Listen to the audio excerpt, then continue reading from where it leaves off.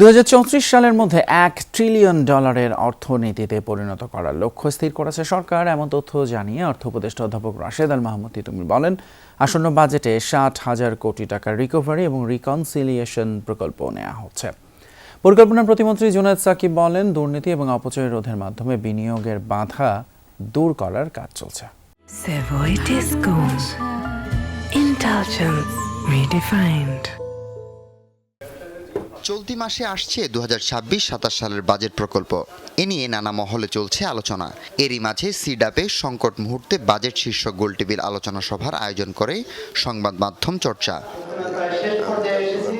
কৃষিখাত বিকাশের জন্য অর্থায়ন বাড়ানো, শিল্প রক্ষায় সহজ কর কাঠামো তৈরি, জ্বালানি, বিদ্যুৎ, পরিবেশ, আমদানি রপ্তানি খাতের সংকট কাটিয়ে উঠতে নীতি সহায়তা প্রদান, জনস্বাস্থ্য সুরক্ষায় প্রয়োজনীয় বরাদ্দ প্রদানের কথা উঠে আসে সভায়। একটা বিশাল পরিমাণ অঙ্কের থোক বরাদ্দ আছে, সেই থোক বরাদ্দ থেকে অন্তত এই চলমান ফ্যাক্টরি যেগুলি মরে মরে অবস্থায় আছে, সামান্য হয়তো অর্থনৈতিক সাপোর্ট, সামান্য হয়তো তার ইন্টারেস্ট রেটের সাপোর্ট দিলেই এই ফ্যাক্টরিগুলি কিন্তু বেঁচে যাবে। অর্থনীতির ভিত্তি দুর্বল। গত বছর গ্রোথ হয়েছে 3.49% জিডিপির, এই বছর হয়তো 4-এর আশেপাশে থাকবে। নেক্সট ফিসকালে 5 উইল বি ভেরি ডিফিকাল্ট।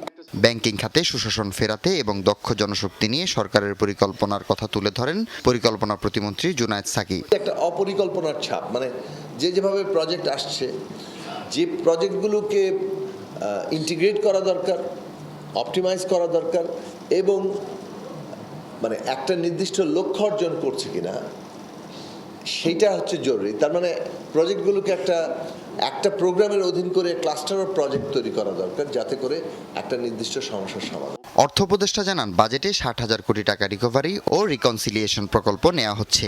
2034 সালের মধ্যে $1 ট্রিলিয়ন অর্থনীতিতে পৌঁছাবে এবং আমরা প্রথমে হচ্ছে যে পুনরুদ্ধার অর্থাৎ 3R স্ট্র্যাটেজিতে আমরা যাচ্ছি। ফ্রাজিলিটি, যে ভঙ্গুরতা বর্জন হচ্ছে, সেখান থেকে সমৃদ্ধির পথে একটা পর্যায়ক্রম ভিত্তিতে 3R এই স্ট্র্যাটেজির মাধ্যমে সেদিকে আমরা যাচ্ছি। জাতীয় স্বাস্থ্য ব্যবস্থা বাস্তবায়নের লক্ষ্যে কাজ করছে বলে মন্তব্য করেন অর্থ উপদেষ্টা। খাতের সাথে খাতের কোনো বৈষম্য থাকবে না। হাসিবুল করিম বিজয়, যমুনা নিউজ, ঢাকা।